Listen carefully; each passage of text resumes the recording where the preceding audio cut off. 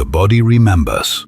Dr. Gabor Maté on trauma, addiction, and the unseen child. Imagine for a moment that the struggles you observe in adults, the relentless compulsions, the crippling dependencies, the behaviors that seem utterly irrational or self-destructive, are not the real problem at all. Imagine instead that they are merely symptoms of something far deeper. They are the visible manifestation of wounds that were inflicted long before adulthood, in the tender, vulnerable years of childhood development. What if addiction, rather than being defined as a moral failing or a simple lack of willpower, is in fact a desperate, agonizing cry for help, a potent sign of an inner child still yearning for safety, yearning for comfort, and most essentially, yearning for unconditional love. This is the profound truth that Dr. Gabor Maté, one of the world's leading voices on trauma, addiction, and holistic healing, has revealed through decades of meticulous research and clinical work.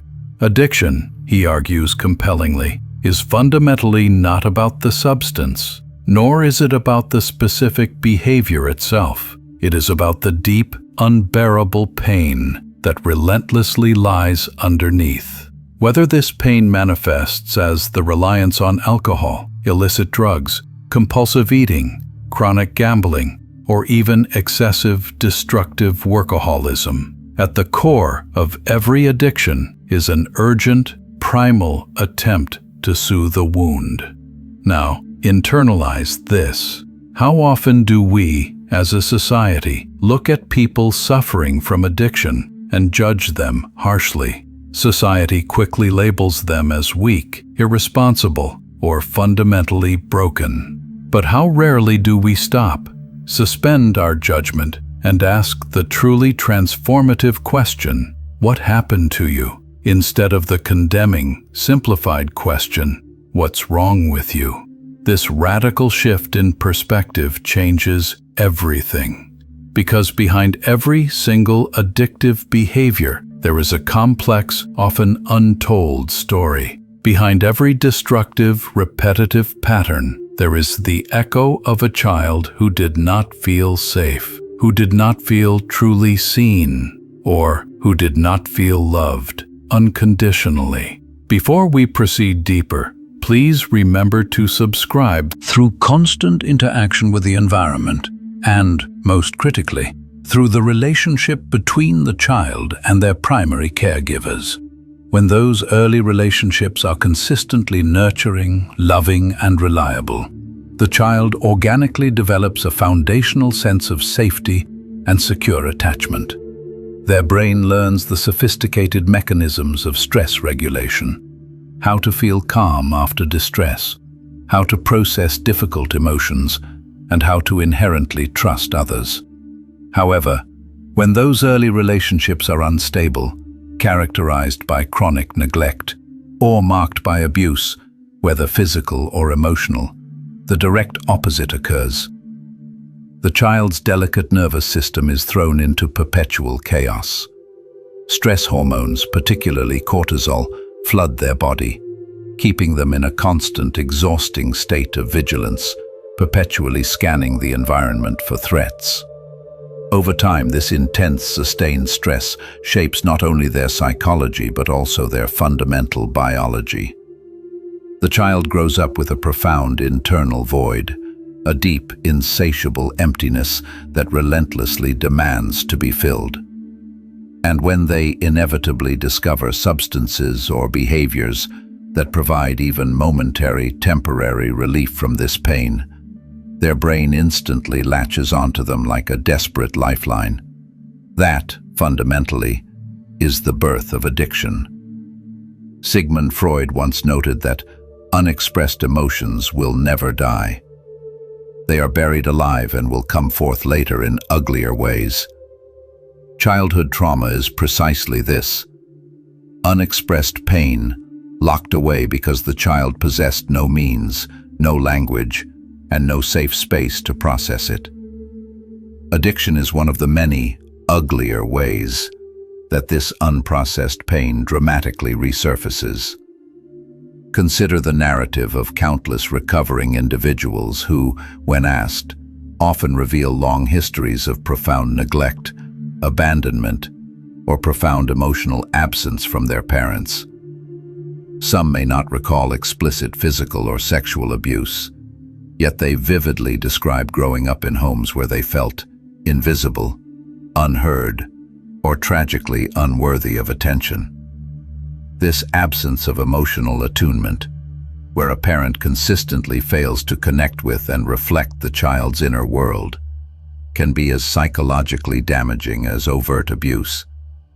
This leads to a profound, mindless shopping, not out of genuine present desire, but as an immediate way to numb discomfort.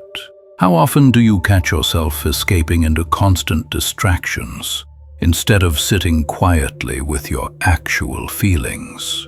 These common behaviors may not appear as immediately destructive as substance addiction, but they stem from the identical psychological origin, the frantic desire to avoid pain, loneliness, or existential emptiness. Carl Jung famously observed, "Until you make the unconscious conscious, it will direct your life, and you will call it fate." Addiction stands as one of the most stark, powerful examples of this truth. The silent, buried wounds of childhood unconsciously shape our adult lives, until we summon the courage to become aware of them and begin the arduous, necessary work of healing. As we continue this exploration, I invite you to hold this idea close to your heart. Addiction is not the enemy. It is a messenger. It is the psyche's urgent, albeit distorted, way of pointing us directly toward the unhealed pain. If we can successfully shift our perception from harsh condemnation to genuine compassion, both for ourselves and for others, we immediately unlock the first, most critical step toward true transformation. And here is the promise that gives hope. In the next parts of this journey, we will delve deeper into the complex neuroscience of how trauma effectively rewires the brain, how specific childhood experiences meticulously shape predictable adult behavior, and most importantly, how healing is profoundly possible. The story does not culminate with pain. It is the beginning of a path toward growth, resilience, and profound self-discovery. So stay with me, because the revelations ahead will radically challenge the way you think about trauma and addiction. And the final insight we will uncover together may just change the way you view yourself and every person you encounter. The body keeps the score. Survival strategies become chains. When we speak of addiction as a desperate cry from childhood, we are not merely employing poetic, abstract language. Modern neuroscience provides irrefutable evidence that the very architecture of the brain is physically shaped by early experiences. The developing brain acts like temporarily numb pain or falsely simulate a fleeting sense of belonging. The real story is the pain behind them. Think about the biological impact on a child who consistently cries out and is not comforted. Their nervous system learns at a foundational level that the world is not safe. Their body is constantly flooded with stress hormones like cortisol.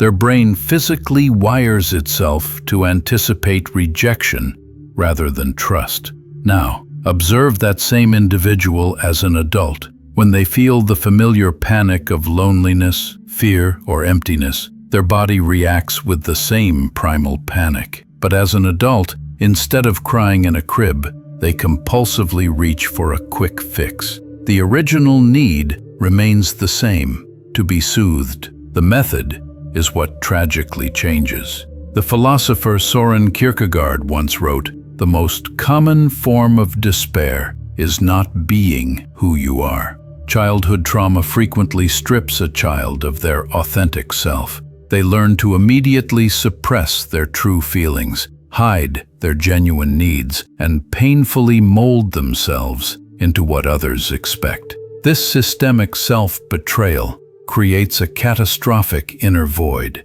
Addiction becomes the primary, distorted way to fill that void, to escape the profound pain of being disconnected from one's true self.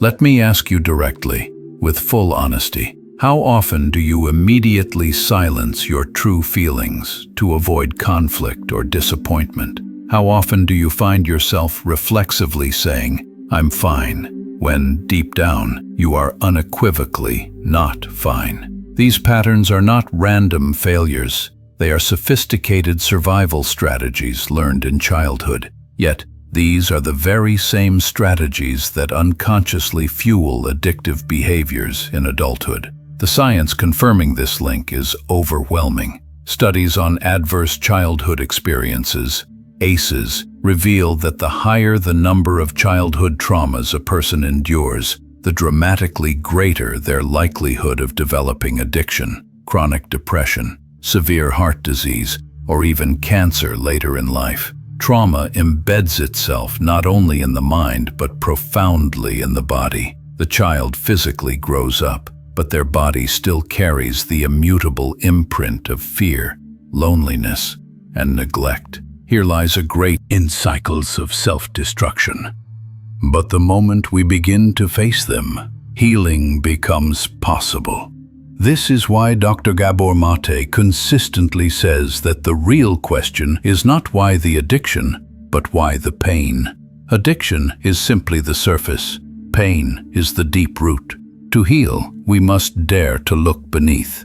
How do we begin to face pain that has been buried for decades? The first, most crucial step is compassion. Compassion toward ourselves and others. Instead of judging the struggling individual as weak or broken, we must recognize the wounded child trapped inside them. Instead of condemning ourselves for our own compulsive behaviors, we recognize that they were once desperate, essential attempts at survival. Compassion does not excuse destructive behavior, but it allows us to understand it. And in that profound understanding lies the power to transform it. Let us pause here and reflect together. How profoundly different would our society be if, instead of punishing addiction with stigma and shame, we approached it with genuine empathy and curiosity? How many lives could be saved if, instead of asking, "What did you do wrong?" we asked the simple, healing question, "What happened to you?" This single shift in inquiry unlocks the door to profound healing. Viktor Frankl, the great psychiatrist and Holocaust survivor, taught us that when we are no longer able to change a situation, we are challenged to change ourselves. Addiction healing is not merely about changing behaviors. It is about radically changing the way we see ourselves. Instead of permanently identifying with the wound, we must learn to identify with the part of us that is inherently capable of healing. What patterns in your life feel like chains? What specific behaviors do you instantly turn to when you feel truly empty, lonely, or afraid? And more importantly, what do those behaviors sincerely reveal about the child you once were? These are not easy questions, but they are absolutely necessary ones, because the path to freedom from addiction begins not with frantically running from pain, but with consciously and bravely turning toward it. Reconnection and the neuroplasticity of hope. If trauma begins in childhood and burrows deep into the nervous system, then healing must begin in the very place. But their body remembers. They may not recall the specific details of emotional abuse, but their body reacts with profound tension, panic, or emotional shutdown when intimacy or confrontation arises. This biological reality explains why addiction is so powerful. Substances and behaviors temporarily override the body's trauma memory. They provide fleeting relief from sensations that feel utterly unbearable. But this relief is, tragically, an illusion. The pain never disappears. It waits beneath the surface, ready to return the moment the substance wears off or the compulsive behavior ends. This inescapable cycle clarifies why willpower alone is rarely enough to overcome addiction. You cannot simply command the body to forget. You cannot lecture the nervous system into calmness. Healing requires something far deeper than cognitive control. Carl Rogers, the humanistic psychologist, provided the foundation. When I accept myself just as I am, then I can change. Acceptance is not a passive resignation. It is the active, powerful foundation of transformation. Many people trapped in addiction live under the overwhelming weight of shame, believing themselves to be intrinsically weak or defective. Yet, shame only deepens the wound and reinforces the need for escape. Healing begins when we can look at ourselves with compassion, recognizing that our addictive behaviors are not proof of weakness, but concrete evidence of unhealed pain. What would it feel like to stop judging yourself for your struggles and instead see them as messages from within? What if every time you felt the urge to escape, you paused and sincerely asked, "What pain is this pointing to? What is my inner child desperately asking for?" This simple shift in inquiry can be the catalyst for profound healing. These stories reveal a profound, repeating truth. Addiction is never random. It is always rooted in experience. When we genuinely understand the why behind the behavior, we begin to see addiction not as an existential enemy, but as a misguided, desperate attempt at self-healing. The challenge is this: the very survival strategies that once kept us safe in childhood now hold us captive in adulthood. The child who learned to numb their feelings now struggles to feel anything About fixing ourselves, which implies a broken state, but about finding ourselves. The authentic self is never destroyed. It is only hidden beneath heavy layers of pain and protective armor. The journey of healing is the journey of courageously uncovering it. The philosopher Friedrich Nietzsche provided the ultimate motivation. He who has a why to live can bear almost any how. Addiction thrives in the absence of a deep, resonant why. It fills the void where meaning should reside. This is why true healing requires more than just mere abstinence. It demands the persistent rediscovery of purpose, meaning, and authentic connection. When the inner void is filled with authentic purpose, the relentless grip of addiction inevitably loosens. The path is not quick or linear, but every step toward reconnection, every act of deliberate self-compassion, every moment of awareness, and every genuine connection with another human being systematically weakens the chains of addiction. The final truth: the wound as a doorway. Throughout this entire journey, we have established that addiction is not a random defect of character, but a powerful symptomatic reflection of wounds left unhealed from childhood. It is the body's literal memory of pain, the psyche's desperate attempt to protect itself, and the spirit's profound, insistent cry for connection. But now we arrive at the most powerful, liberating revelation of all. Addiction is not only a wound, it can also be a doorway. Dr. Gabor Maté consistently reminds us that our suffering, provided we choose to bravely face it, can become our greatest teacher. Addiction, viewed this way, is not the eternal enemy, but a reliable guide pointing us toward the exact places where healing is most urgently needed. The very cracks created by trauma can also be the cracks through which the light enters. Imagine standing before a mirror, seeing not the shame or weakness you once believed defined you, but the astonishing resilience and survival instinct that miraculously carried you this far. Imagine realizing that what you once perceived as brokenness was in fact your childhood self's best, most desperate attempt to remain alive and functional in a world that felt fundamentally unsafe. This essential, compassionate shift in self-perception is the true beginning of transformation. Actively giving to ourselves now what we did not reliably receive then. Unconditional love, fierce patience, and unwavering self-compassion. Healing truly begins when we stop asking, "How do I get rid of this addiction?" and instead ask the illuminating question, "What is this addiction desperately trying to show me?" Neuroscience confirms that the brain possesses the capacity for neuroplasticity, the magnificent ability to continually rewire itself. The wounds of childhood do not have to define us forever.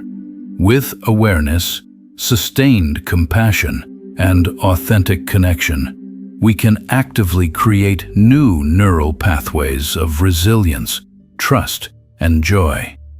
The final and most important truth is this: addiction can become the unexpected path back to your authentic self. The same pain that once threatened to break you can become the powerful catalyst that ultimately awakens you. When you face your wounds with self-compassion, you do not simply heal from addiction, you reclaim the self that was buried and suppressed beneath the trauma. And in doing so, you discover a strength, a depth, and a wisdom that can only be forged through suffering, transformed into growth. As we close this journey, I invite you to carry this message. You are not broken.